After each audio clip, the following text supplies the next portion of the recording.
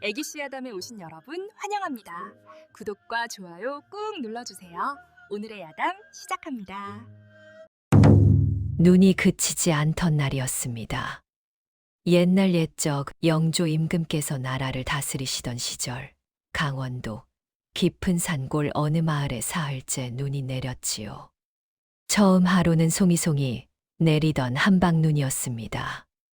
이튿날부터는 바람이 일기 시작했고 사흘째 되는 날 밤에는 하늘이 무너져 내리는 듯 폭설이 쏟아졌지요. 하룻밤 사이 산길은 흔적 없이 무척고 사람이 다니던 길과 사람의 소식도 함께 끊겼습니다. 관도는 끊겼고 장작을 하러 나갔던 사내들도 집으로 돌아올 수 없었지요. 이웃 마을로 가던 보부상도 쇠곡을 실어 나르던 관아의 아전들도 모두 길을 잃었습니다. 마을은 그렇게 세상과 떨어졌습니다. 바람 소리만이 집집마다 문틈을 흔들었고 아이들은 어미의 품에 파고들었으며 노인들은 화롯불을 쬐며 긴 한숨을 내쉬었지요. 하늘이 사람을 가른 밤이었습니다. 그날 밤 한 과부의 집 대문 앞에 눈을 뒤집어 쓴 사내 하나가 멈춰 섰습니다. 상복을 벗지 못한 여인은 그를 들여서는 안 된다는 것을 알고 있었습니다. 과부의 집에 사내를 들이는 일은 눈보다 더 무거운 말들을 부르는 법이었으니까요. 허나 그날의 추위는 사람의 도리를 시험하듯 매서웠고 여인은 끝내 대문을 열고 말았습니다. 그렇게 함께해서는 안 될 두 사람이 아무 일도 있어서는 안 될 하룻밤을 보내게 되었지요. 하지만 그 사내가 품고 있던 비밀은 그날 밤보다 훨씬 깊고 훨씬 위험한 것이었습니다. 그 집에는 젊은 과부가 살고 있었습니다. 이름은 연화, 25의 나이에 벌써 상복을 입은 지 2해째였지요. 남편은 관아의 죄인으로 몰려 옥에서 죽었습니다. 구휼미를 빼돌렸다는 누명을 쓰고 곤장을 맞다가 그만 숨이 끊기고 말았지요. 억울했습니다.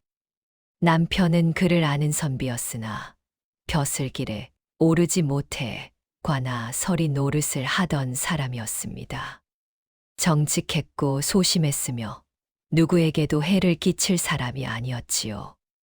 그런 사람이 하루아침에 도둑으로 몰렸습니다. 연화는 남편의 결백을 믿었으나 세상은 그렇지 않았습니다. 마을 사람들은 수군거렸고 시아버지는 병석에 누웠으며 연화는 홀로 집을 지켜야 했지요. 과부가 된 뒤로 연화는 대문 밖을 나서지 않았습니다. 우물에 물을 기르러 가면 아낙네들이 수군거렸고 장에 나가면 사람들이 손가락질을 했지요. 죄인의 아내라는 낙인은 상복보다 무거웠습니다. 그렇게 2해를 살았습니다. 그날도 연화는 병든 시아버지께 죽을 쏘어 드리고 홀로 사랑채에 앉아 바느질을 하고 있었습니다. 눈은 그칠 줄 몰랐고 바람은 점점 거세졌지요. 그때였습니다. 똑, 똑, 똑. 대문을 두드리는 소리가 들렸습니다. 연화는 손을 멈췄습니다. 이 밤에, 이 눈보라에 누가 대문을 두드린단 말입니까? 혹시 마을 사람이 급한 일로 찾아온 것일까요? 연화는 조심스럽게 일어나 대문 쪽으로 걸어갔습니다. 누구십니까? 목소리는 떨렸지요. 대문 너머에서 낮고 지친 목소리가 들려왔습니다. 길을 잃은 나그네입니다. 하룻밤만 재워주시면 고맙겠습니다. 사내의 목소리였습니다. 연화의 손이 굳었습니다. 과부의 집에 사내를 드린다는 것이 무엇을 의미하는지 그녀는 너무나 잘 알고 있었습니다. 내일 아침이면 온 마을에 소문이 퍼질 것이고 사람들은 또 그녀를 손가락질할 것이었지요. 죄송하오나 이 집은 과부 혼자 사는 집입니다. 다른 집을 찾아보시지요. 연화는 돌아서려 했습니다. 하나 대문 밖에서는 더 이상 대답이 없었습니다. 다만 거친 숨소리와 눈 쌓이는 소리만이 들려왔지요. 연화는 멈춰 섰습니다. 연화는 대문 앞에 서서 귀를 기울였습니다. 바람 소리, 눈 내리는 소리, 그리고 거친 숨소리. 사내는 말이 없었습니다. 더 이상 애원하지도 사정하지도 않았지요. 다만 그 자리에 서 있을 뿐이었습니다. 연화는 눈을 감았습니다. 남편이 옥에서 죽던 날이 떠올랐습니다. 그날도 이렇게 추운 겨울이었지요. 관아 마당에는 눈이 쌓였고 남편의 시신은 얼어붙어 있었습니다. 아무도 그를 걷어주지 않았습니다. 죄인의 시신을 거두는 것은 연좌될 수 있는 일이었으니까요. 연화는 홀로 남편을 업고 집으로 돌아왔습니다. 그날의 추위가 지금도 뼛속까지 남아 있었습니다. 연화는 천천히 손을 뻗어 빗장을 열었습니다. 대문이 열리자 눈보라가 안으로 밀려들었습니다. 그리고 그 속에 한 사내가 서 있었지요. 키는 훤칠했으나 어깨는 축 늘어져 있었고 도포는 눈에 젖어 무겁게 쳐져 있었습니다. 얼굴은 눈에 덮여 제대로 보이지 않았지요. 들어오시지요. 연화의 목소리는 떨렸습니다.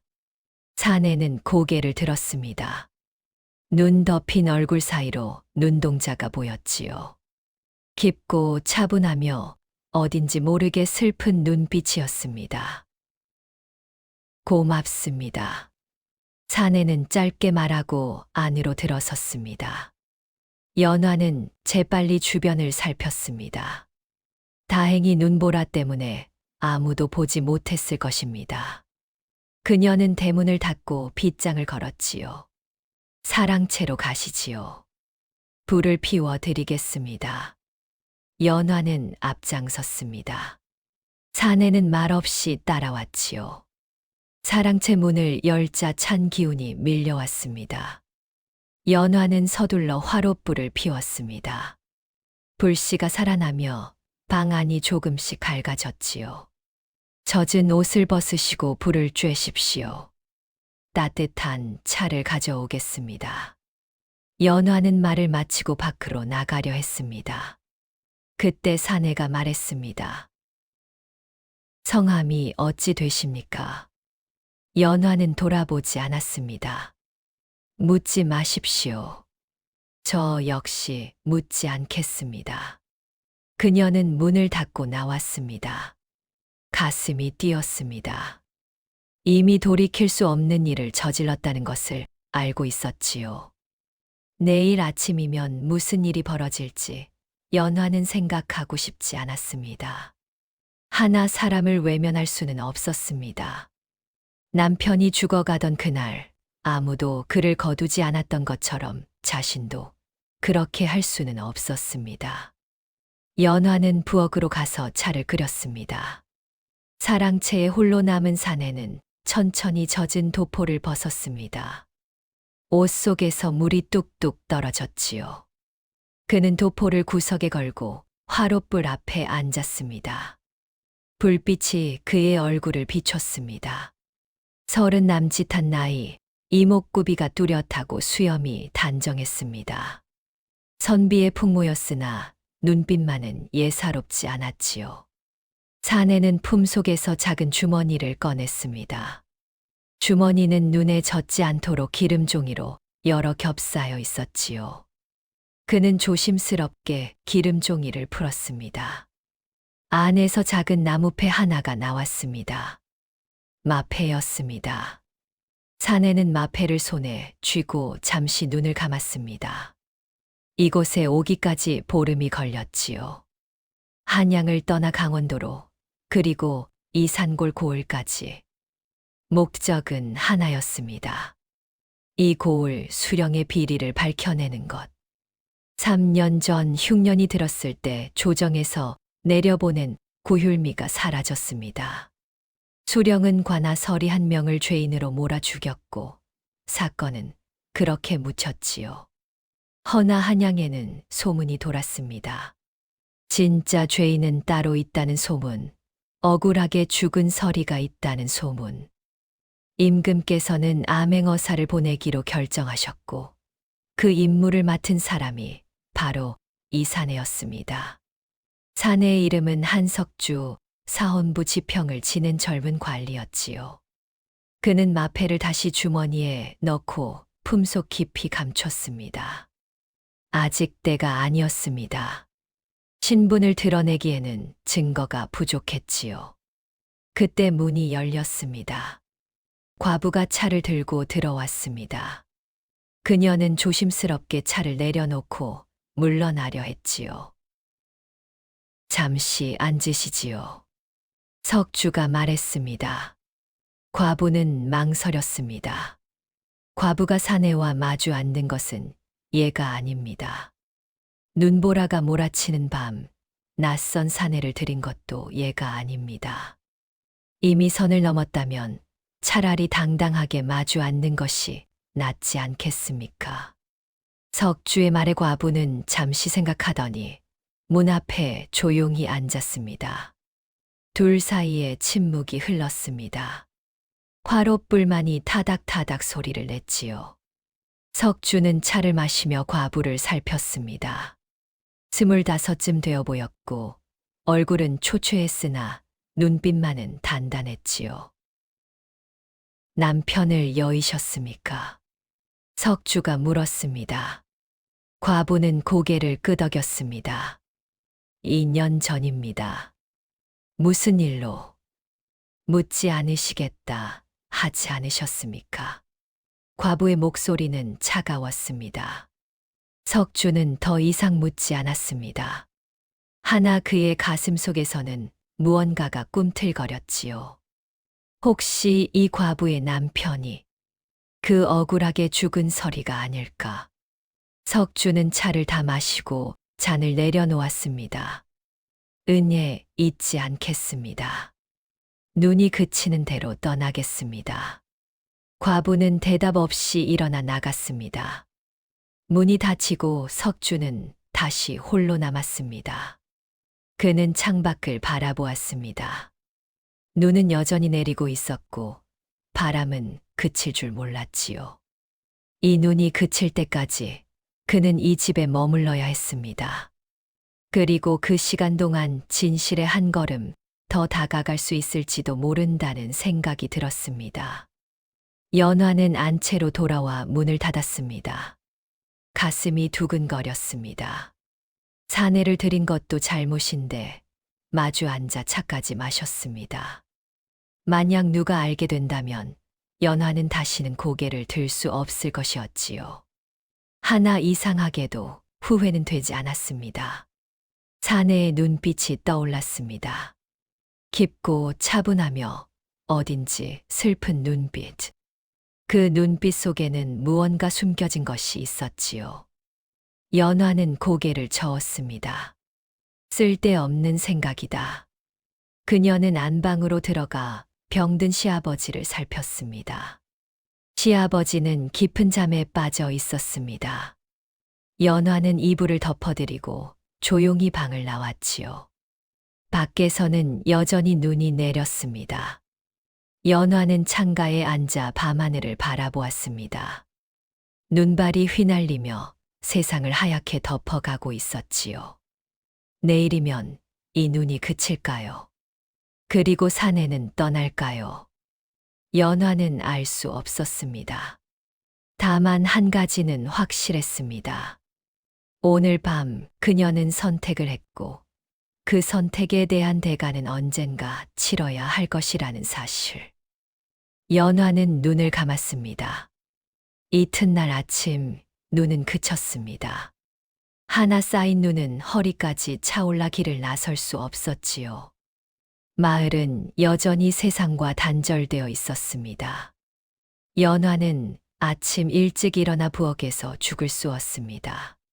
시아버지 목과 자신의 목 그리고 사랑채에 있는 사내의 목까지. 죽을 담아 사랑채로 가는 연화의 발걸음은 조심스러웠습니다. 혹시 마을 사람이 볼까 두려웠지요. 다행히 아직 이른 아침이라 사람의 기척은 없었습니다. 사랑채 문을 두드리자 안에서 낮은 목소리가 들렸습니다. 들어오십시오. 연화는 문을 열고 들어갔습니다. 사내는 이미 일어나 단정히 앉아 있었습니다. 젖었던 도포는 말라 있었고 머리도 깨끗이 빗어 넘겼지요. 아침을 가져왔습니다. 연화는 죽그릇을 내려놓았습니다. 고맙습니다. 사내는 공손히 인사했습니다. 연화는 나가려다 멈춰 섰습니다. 눈이 그쳤습니다. 하나 길은 아직 막혀 있습니다. 알고 있습니다. 2, 3일은 더 기다려야 할 것 같습니다. 사내의 대답에 연화는 고개를 끄덕였습니다. 그럼 그동안 이 집에 계셔야 합니다. 폐를 끼쳐 죄송합니다. 아닙니다. 다만 연화는 말을 멈췄습니다. 다만 밖에 나서지 마십시오. 마을 사람들이 알게 되면 좋지 않습니다. 사내는 연화를 바라보았습니다. 과부의 집에 사내가 머문다는 것이 문제가 되겠군요. 그렇습니다. 연화의 목소리는 낮았습니다. 사내는 잠시 침묵하다 말했습니다. 염려 마십시오.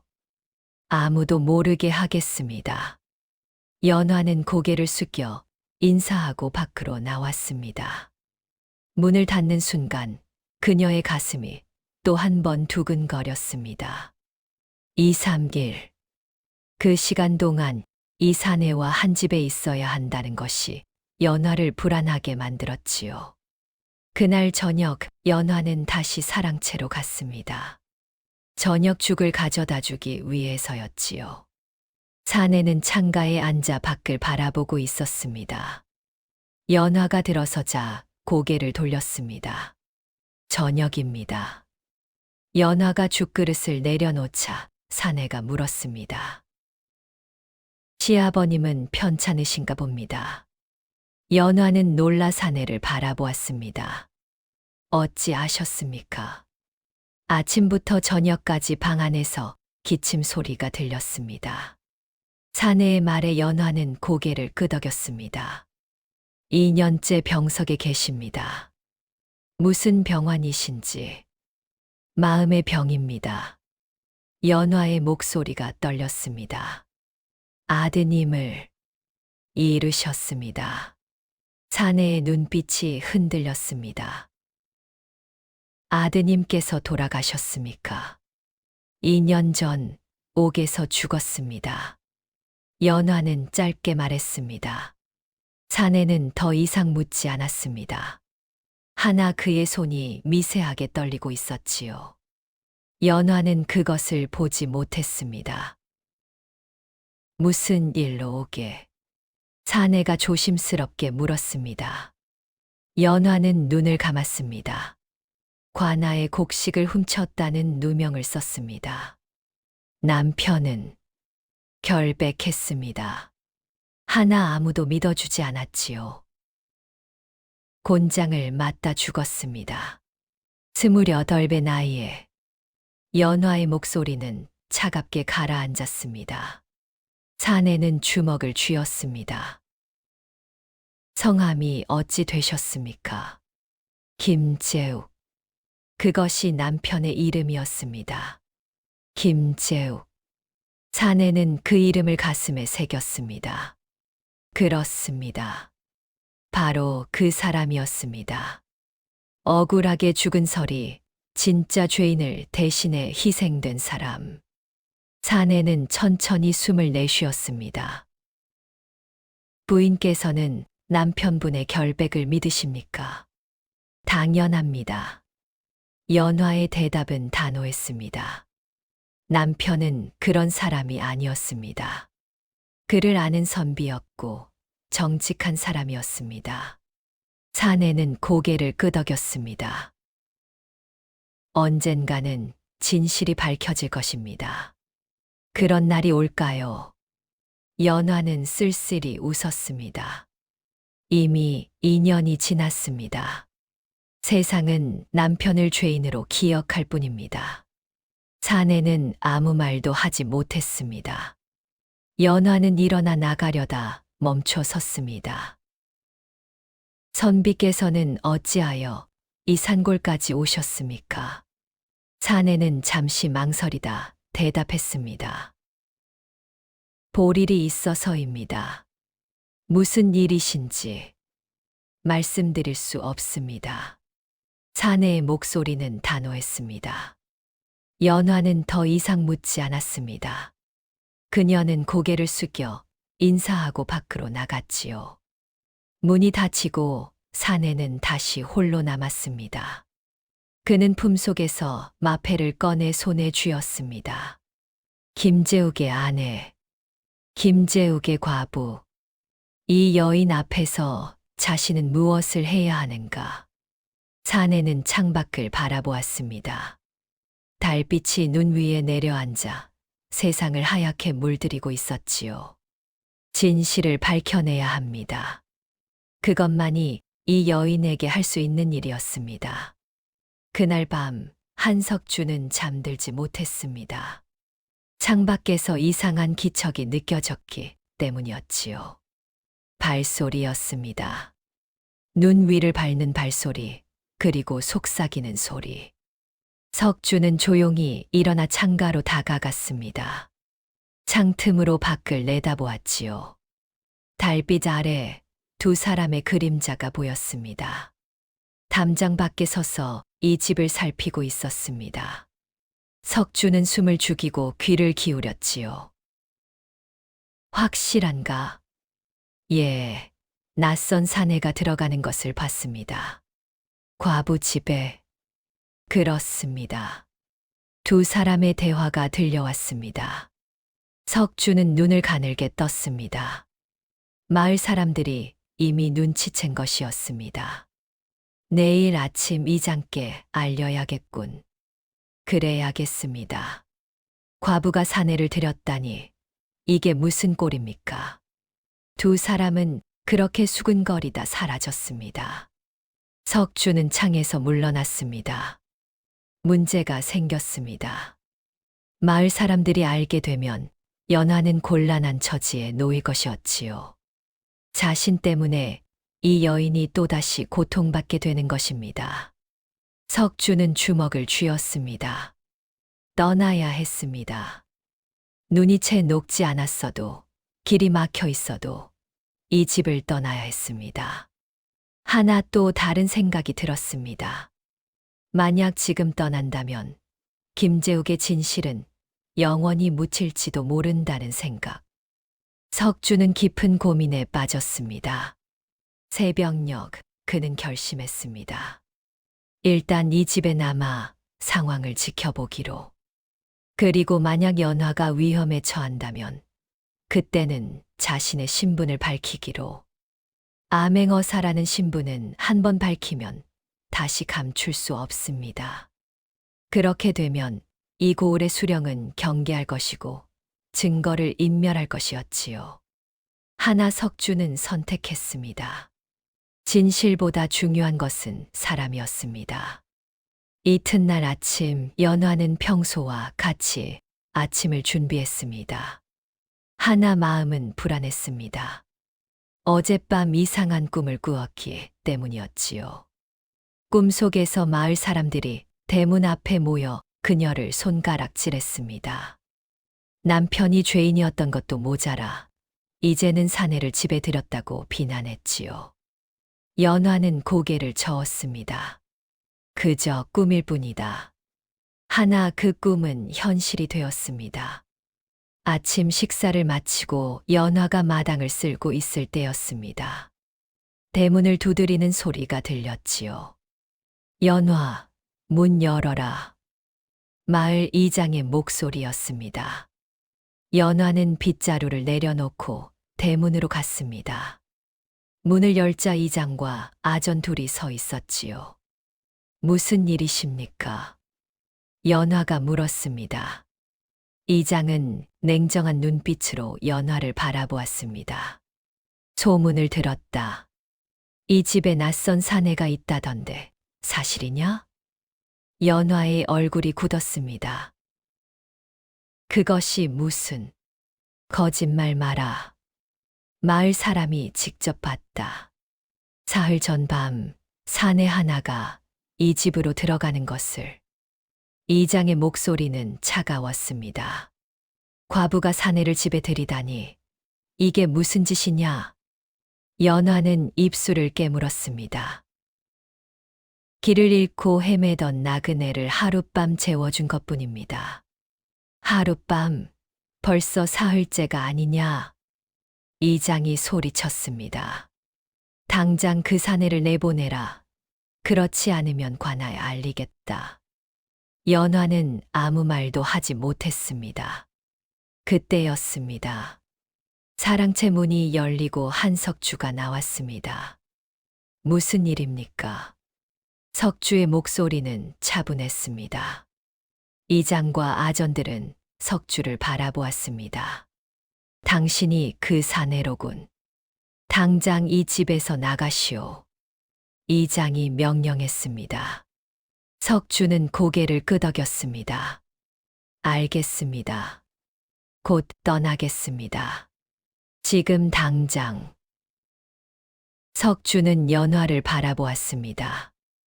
연화는 고개를 숙이고 있었습니다. 그녀의 어깨가 떨리고 있었지요. 석주는 주먹을 쥐었습니다. 한석주는 사랑채로 돌아가 짐을 챙겼습니다. 많지 않았습니다. 보따리 하나와 주머니 하나뿐이었지요. 그는 도포를 입고 밖으로 나왔습니다. 이장과 아전들은 대문 밖에서 기다리고 있었습니다. 석주는 연화 앞에 섰습니다. 은혜 잊지 않겠습니다. 연화는 대답하지 않았습니다. 석주는 더 이상 말하지 않고 대문을 나섰습니다. 눈은 아직 녹지 않았고 길은 막혀 있었습니다. 하나 그는 걸어야 했지요. 이장은 석주가 마을을 완전히 벗어날 때까지 지켜보았습니다. 석주의 뒷모습이 눈 속으로 사라지자 이장은 연화를 돌아보았습니다. 다시는 이런 일이 없도록 하시오. 죄인의 아내라는 것만으로도 충분히 수치스러운데 이제는 사내까지 집에 들이다니. 이장의 말에 연화는 고개를 숙였습니다. 죄송합니다. 이장과 아전들이 떠나고 연화는 홀로 남았습니다. 그녀는 천천히 사랑채로 걸어갔습니다. 문을 열자 텅 빈 방이 보였습니다. 화롯불은 꺼져 있었고 방 안은 차가웠지요. 하나 어딘가에 아직 온기가 남아있는 것 같았습니다. 연화는 방 한가운데 주저앉았습니다. 눈물이 흘렀습니다. 왜 눈물이 나는지 그녀 자신도 알 수 없었습니다. 다만 가슴이 아팠고 무언가를 잃은 것 같은 허전함이 밀려왔지요. 그때 구석에 무언가가 보였습니다. 연화는 다가가 그것을 집어들었습니다. 작은 천 조각이었습니다. 사내가 남기고 간 것이 분명했지요. 천 조각에는 글씨가 적혀 있었습니다. 반드시 진실을 밝히겠습니다. 연화는 천 조각을 꽉 쥐었습니다. 이것이 무슨 의미인지 그녀는 알 수 없었습니다. 하나 한 가지는 확실했습니다. 그 사내는 평범한 사람이 아니었다는 것. 그리고 언젠가 다시 돌아올 것이라는 예감. 연화는 천 조각을 품에 넣고 일어났습니다. 한석주는 마을을 벗어나 산길로 접어들었습니다. 눈은 여전히 깊었고 바람은 차가웠습니다. 하나 그는 멈추지 않았습니다. 고을 관하로 가야 했습니다. 아직 신분을 밝힐 때는 아니었지만 적어도 관아 주변을 살피고 정보를 모아야 했지요. 한 시즌쯤 걸었을까. 저 멀리 관아 건물이 보였습니다. 석주는 발걸음을 멈추고 주변을 살폈습니다. 관아 마당에는 아전들이 모여 있었고 정문에는 군사들이 지키고 있었지요. 석주는 조심스럽게 뒷골목으로 돌아갔습니다. 주막이 하나 있었습니다. 그는 주막 안으로 들어가 구석 자리에 앉았습니다. 막걸리 한 사발 주시오. 주모가 막걸리를 가져왔습니다. 석주는 막걸리를 마시며 주변 사람들의 대화에 귀를 기울였지요. 요즘 수령나리께서 기분이 안 좋으시다던데. 그럼 그렇지. 한양에서 감찰관이 내려온다는 소문이 있다잖아. 감찰관, 무슨 일로? 2년 전 그 일 말이야. 김설이가 죽은 일. 석주의 귀가 쫑긋했습니다. 아, 그 억울하게 죽은 사람? 억울하긴. 곡식을 훔친 도둑놈인데. 그게 아니라는 소문도 있던데. 진짜 도둑은 따로 있다고. 쉿. 그런 말 함부로 하지 마. 수령날이 귀에 들어가면 큰일 난다. 사람들은 수군거리다 입을 다물었습니다. 석주는 막걸리를 다 마시고 주막을 나왔습니다. 역시나 소문은 퍼져 있었습니다. 마을 이장이 자신을 수상히 여겨 관아에 밀고 했을 가능성이 높았지요. 위험했습니다. 수령이 경계를 시작하면 증거를 찾기 어려워질 것이었습니다. 석주는 결심했습니다. 서둘러야 했습니다. 사흘 후 한석주는 다시 연화의 집 근처로 돌아왔습니다. 하나 집으로 바로 가지는 않았습니다. 대신 뒷산 토굴로 향했지요. 그곳에서 연화를 기다렸습니다. 해질 무렵 연화가 나타났습니다. 석주가 보낸 전가를 받고 온 것이었지요. 무슨 일로 저를 부르셨습니까? 연화가 물었습니다. 석주는 품속에서 마패를 꺼냈습니다. 달빛 아래 마패가 빛났습니다. 연화의 눈이 커졌습니다. 이것은 암행어사 마패입니다. 석주의 목소리는 낮고 단호했습니다. 저는 한석주 사헌부 지평입니다. 임금의 명을 받들어 이 고을의 비리를 조사하러 왔습니다. 연화는 말을 잃었습니다. 암행어사. 그 사내가 암행어사였다니. 부인의 남편 김재욱은 억울하게 죽었습니다. 석주가 말했습니다. 진짜 죄인은 이 고을 수영입니다. 그가 구휼미를 빼돌렸고 김재욱에게 죄를 뒤집어 씌웠습니다. 연화의 눈에서 눈물이 흘렀습니다. 알고 계셨습니까? 처음부터. 한양을 떠나기 전부터 알고 있었습니다. 그렇다면 왜 진작 말씀하지 않으셨습니까? 연화의 목소리가 떨렸습니다. 아직 증거가 부족합니다. 마패를 드러내기에는 시기상조였습니다. 그럼 이제는 어찌하시려고? 부인의 도움이 필요합니다. 석주가 연화를 똑바로 바라보았습니다. 김재욱이 남긴 기록이 있습니까? 일기든 문서든 무엇이든 좋습니다. 연화는 잠시 생각하다 고개를 끄덕였습니다. 있습니다. 남편이 쓰던 수첩이 하나 있습니다. 그것을 제게 보여주십시오. 연화는 망설였습니다. 만약 실패하면 어찌 됩니까? 저는 죽을 것이고 부인도 화를 입을 것입니다. 석주의 대답은 냉정했습니다. 하나 성공한다면 김재욱의 누명은 벗겨지고 진실은 세상에 드러날 것입니다. 연화는 눈을 감았습니다. 두려웠습니다. 하나 남편의 억울함을 풀 수 있다면 그 두려움을 이겨낼 수 있었습니다. 알겠습니다. 도와드리겠습니다. 연화가 말했습니다. 석주는 고개를 끄덕였습니다. 고맙습니다. 두 사람은 토굴에서 나와 각자의 길로 향했습니다. 달빛이 그들의 뒷모습을 비추고 있었지요. 연화는 집으로 돌아와 안방으로 들어갔습니다. 시아버지는 잠들어 계셨습니다. 연화는 조심스럽게 장롱을 열었습니다. 안쪽 깊은 곳에 작은 상자가 있었지요. 상자를 꺼내 열자 남편의 유품들이 나왔습니다. 붓, 벼루, 그리고 낡은 수첩 하나. 연화는 수첩을 꺼내 펼쳤습니다. 남편의 글씨가 빼곡히 적혀 있었습니다. 영조 23년 5월 구휼미 500석이 관아에 도착했다. 수령께서 직접 확인하셨다. 6월 구휼미가 사라졌다. 창고에 가보니 절반도 남지 않았다. 수령께 보고했으나 아무 답이 없다. 7월 수령께서 나를 부르셨다.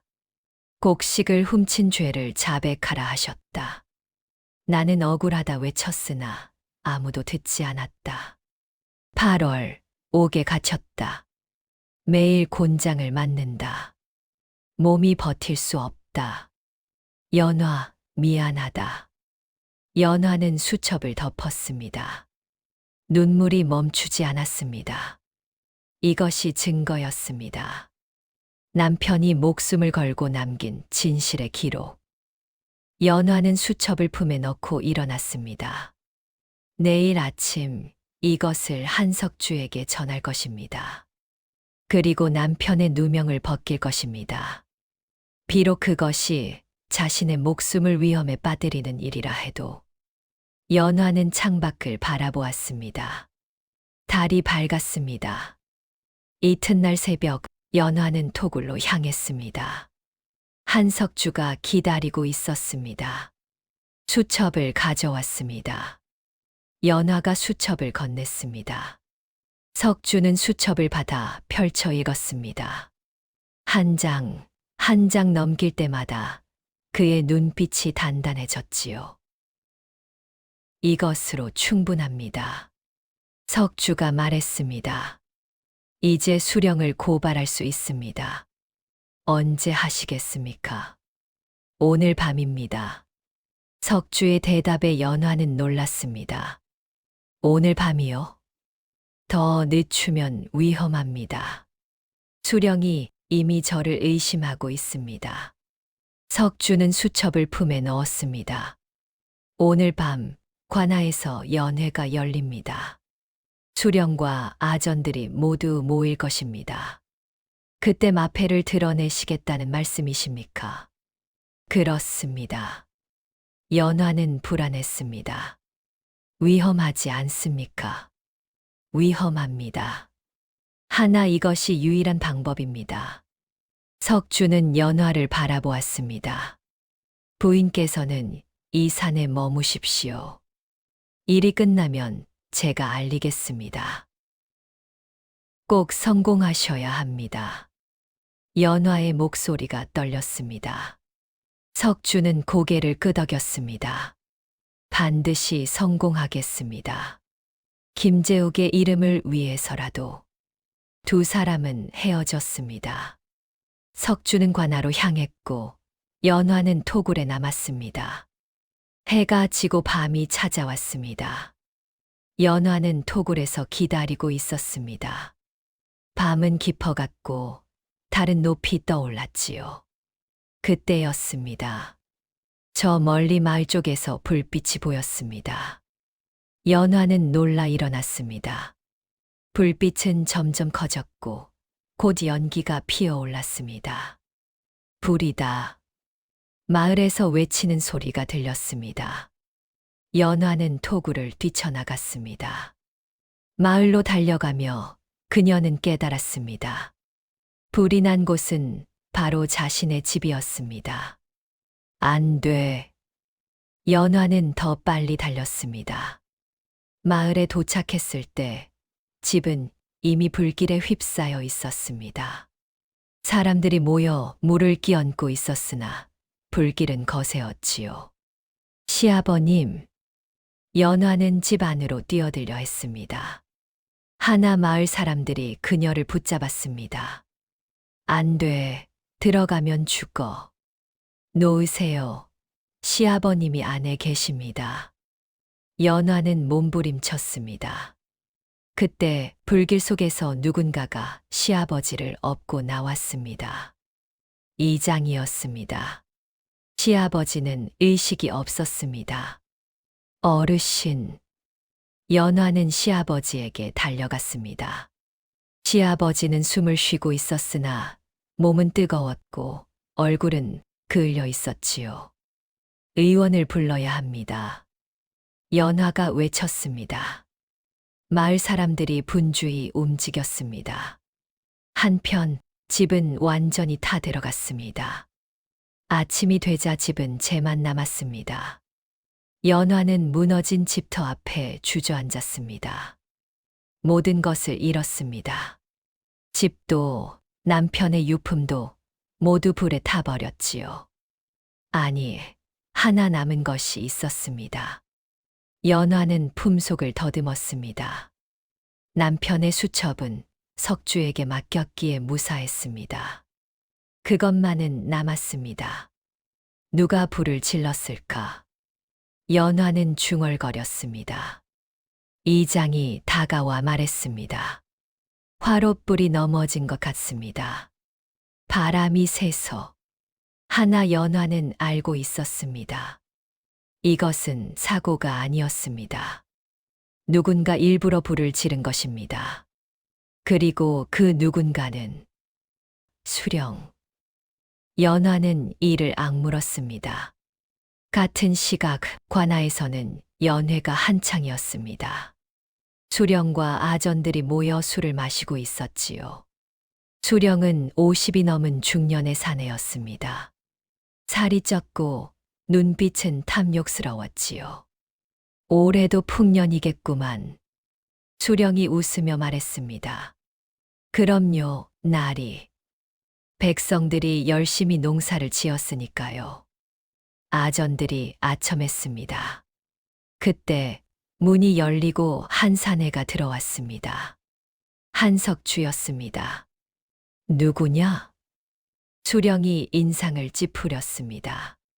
석주는 대답하지 않고 천천히 앞으로 걸어갔습니다. 감히 연회 자리에 무례하게. 아전이 소리쳤습니다. 석주는 품속에서 마패를 꺼냈습니다. 그리고 높이 들어 올렸습니다. 암행어사 출두요. 석주의 목소리가 관아를 울렸습니다. 수령과 아전들의 얼굴이 하얗게 질렸습니다. 암행어사라니. 수령이 떨리는 목소리로 말했습니다. 사헌부 지평 한석주, 임금의 명을 받들어 이곳에 왔노라. 석주는 마패를 수령 앞에 내밀었습니다. 수령은 마패를 확인하고 바닥에 엎드렸습니다. 어사나리. 고을 수령 박진수, 영조 23년 구휼미 횡령 사건에 대해 신문하겠노라. 석주의 목소리는 차갑고 단호했습니다. 그것은 오해입니다. 진짜 죄인은 김재욱이라는 설이었습니다. 수령이 변명했습니다. 거짓말 마라. 김재욱이 남긴 수첩이 여기 있다. 석주는 수첩을 꺼내 펼쳤습니다. 이 수첩에는 내가 구휼미를 빼돌린 정황이 낱낱이 기록되어 있다. 수령의 얼굴은 흙빛이 되었습니다. 어사나리, 저는 더 이상의 변명은 필요 없다. 내 죄는 이미 밝혀졌다. 석주는 아전들을 향해 명령했습니다. 당장 이 자를 결박하라. 아전들은 주저했으나 암행어사의 명을 거역할 수 없었습니다. 그들은 수령을 결박했습니다. 수령은 발버둥 쳤으나 소용없었지요. 어사나리, 용서해 주십시오. 용서는 임금께서 하실 것이다. 나는 다만 죄를 밝힐 뿐이다.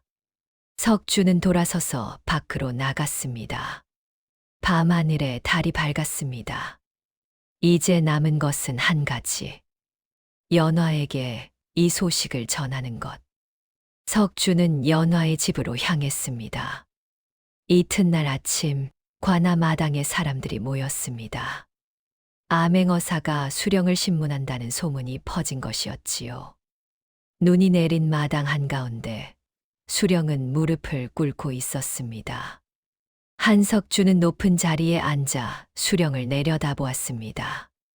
고을 수령 박진수, 내 죄를 다시 한번 묻겠다.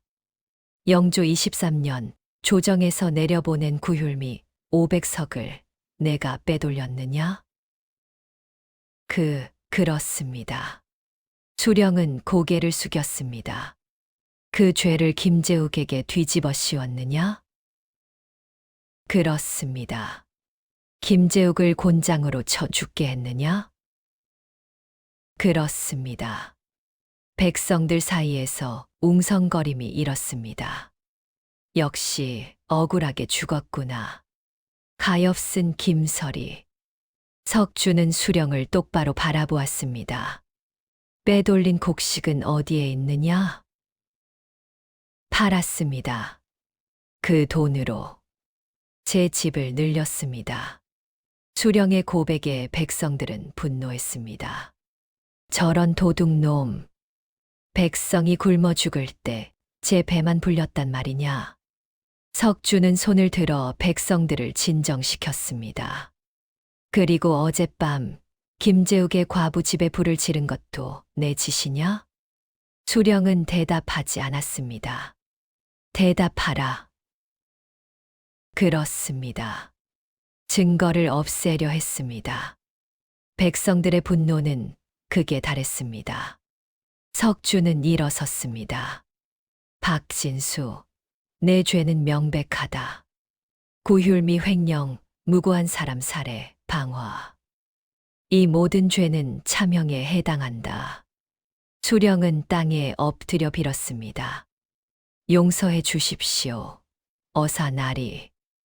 나는 용서할 수 없다. 임금께서 판단하실 것이다. 석주는 아전들에게 명령했습니다. 이자를 한양으로 압송하라. 임금께 직접 죄를 아뢰겠다. 아전들은 수령을 끌고 갔습니다.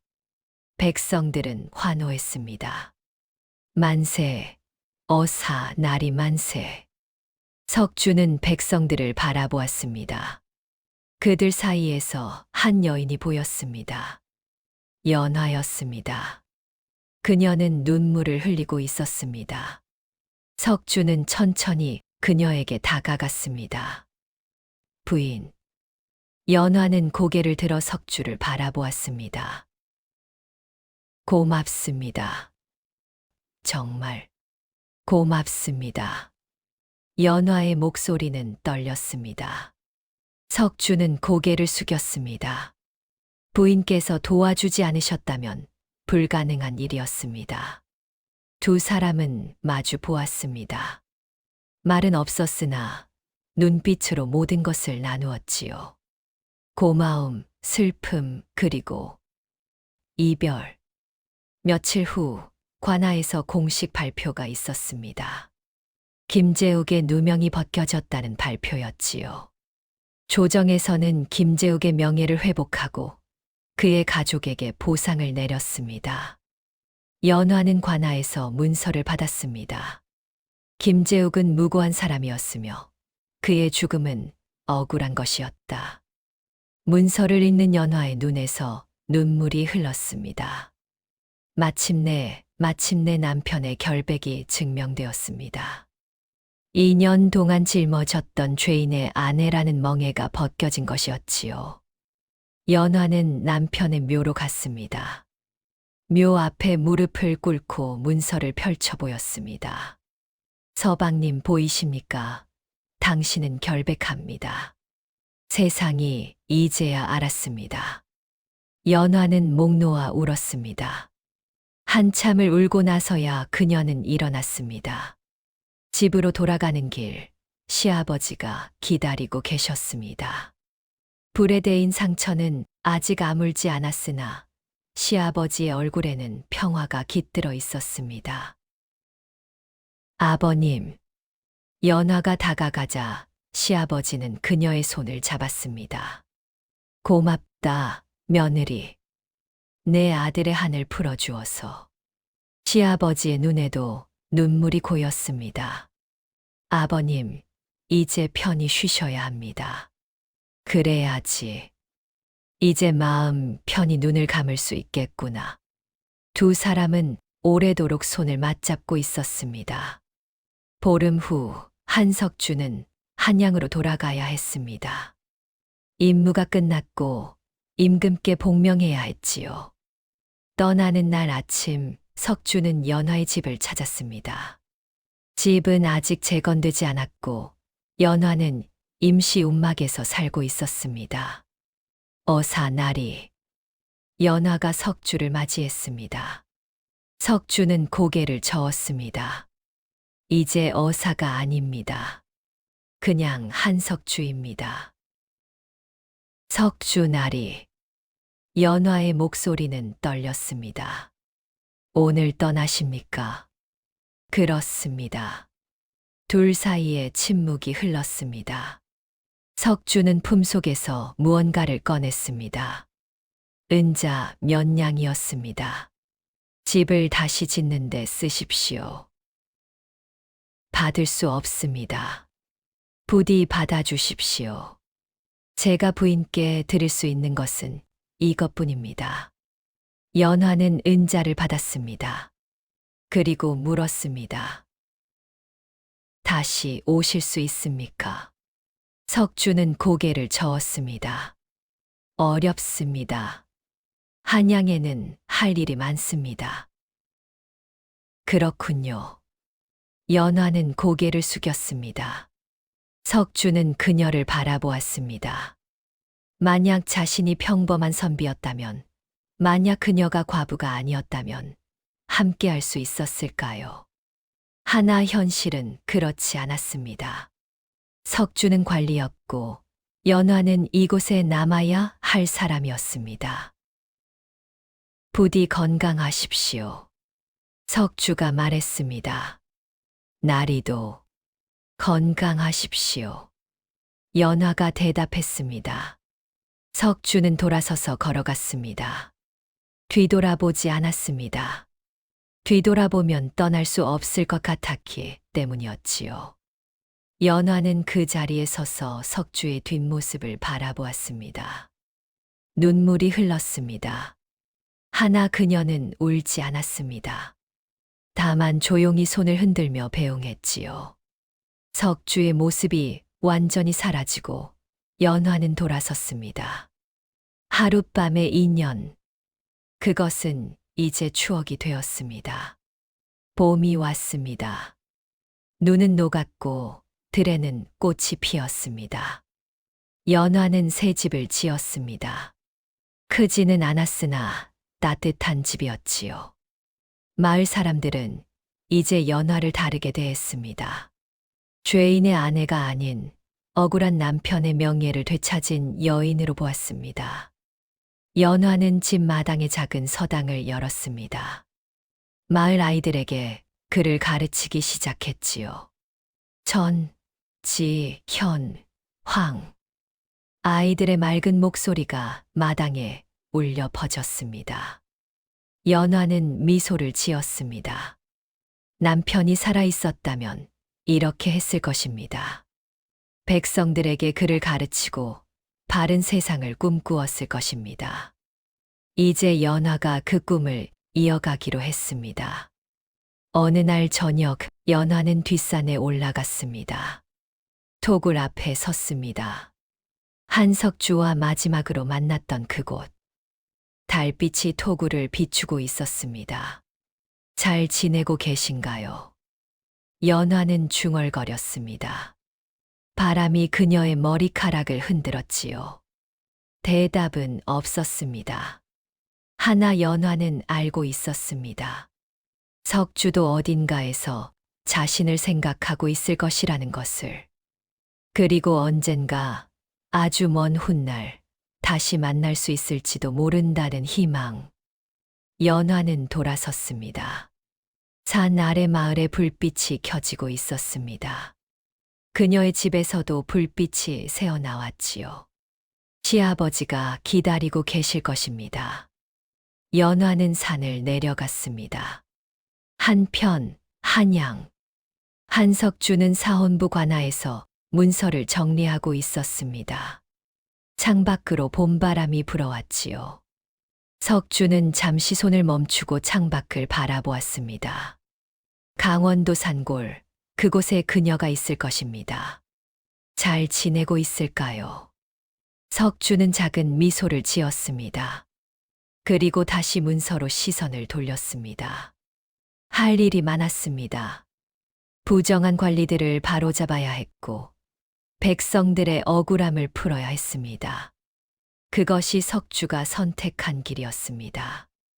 연화를 잊을 수는 없었습니다. 하나 그리움은 마음속 깊이 간직하고 자신의 길을 가야 했지요. 봄바람이 다시 불어왔습니다. 석주는 붓을 들었습니다. 그리고 문서에 글을 쓰기 시작했습니다. 옛말에 백절불굴이라는 말이 있습니다. 어떠한 난관에도 굽히지 않고 이겨나간다는 뜻이지요. 연화는 남편을 잃고 집을 잃고 세상의 손가락질을 받았으나 굽히지 않았습니다.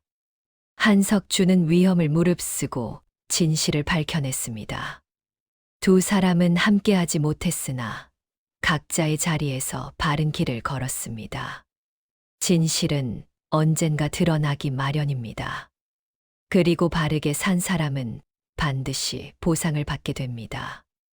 비록 그것이 오랜 시간이 걸린다 하더라도 말입니다. 여러분도 힘든 일이 있을 때 포기하지 마십시오. 바르게 살아가십시오. 그러면 언젠가는 반드시 좋은 날이 올 것입니다. 다음 영상을 빠르게 만나보시려면 좋아요와 구독을 눌러주세요. 그럼 더 재미있는 영상으로 찾아뵙겠습니다. 모두 행복한 하루 보내세요.